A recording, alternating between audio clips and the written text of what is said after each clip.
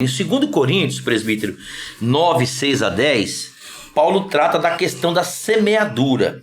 E esse texto também me parece mal interpretado pelos cristãos. Eu gostaria que o senhor... Nós vamos fazer outra pergunta dentro dessa pergunta sobre por que os cristãos têm tanta dificuldade de semear na obra do Senhor.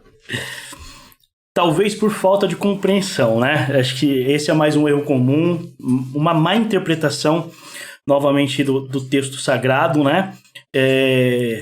Eu tive uma experiência breve com o Senhor no ano 2000, cheguei a me batizar, e eu dava o dízimo e as ofertas por mandamento, por obrigação. Entregava porque tinha que entregar. Por religiosidade, Religiosidade. Né? Muito bem colocado, pastor Denilson. E aí as coisas foram de mal a pior. Deus não prosperava, não abençoava e a gente passava dificuldade. Fui mandado embora da empresa, a empresa faliu, na verdade, meus direitos não foram pagos, ou seja, uma série de coisas. E eu questionei a Deus. Nesse período eu fiquei um período afastado também, mas no ano de 2002, 2 anos depois, eu voltei a dizimar. Eu ainda não estava firme na igreja nesse período, né? Mas eu decidi voluntariamente, com o coração mesmo aberto, eu decidi voltar a dizimar. Lembro até hoje... eu e a minha esposa estavam no segundo empreendimento que não funcionou, não deu certo. Ela ganhava um salário mínimo da época que era R$200. Nós dizimávamos R$20 na ocasião. Mas fazíamos isso com o coração aberto, com o coração alegre, feliz.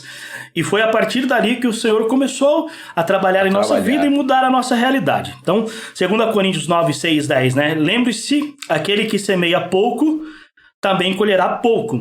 E aquele que semeia com fartura, também colherá fartamente. Cada um dê conforme determinou em seu coração, não com pesar ou por obrigação, certo.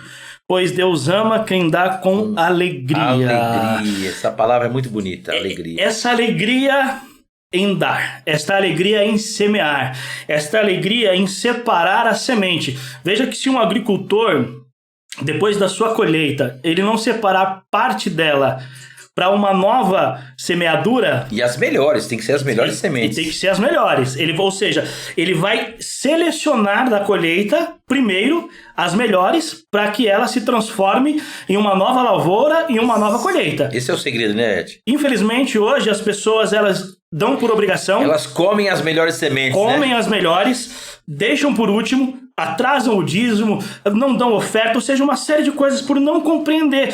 Quando Paulo ele faz essa analogia com a semeadura, para aquela época era muito comum, muito fácil, na verdade, eles entenderem. Talvez hoje a gente ainda não tenha dificuldade, mas o pastor colocou muito bem essa questão de separar, ou seja, eu pego toda a colheita, escolho as melhores, separo elas e elas são invioláveis. Eu não posso tocar. Um detalhe interessante, Ed, é que quando Caim foi ofertar, a Bíblia diz assim, no fim da colheita.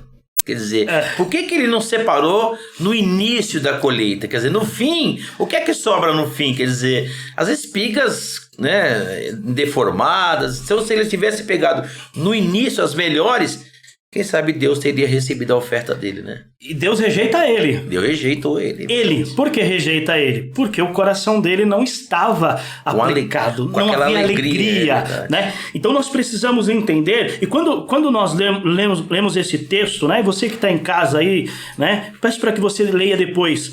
2 Coríntios 9, do 6 ao 10, com muita atenção.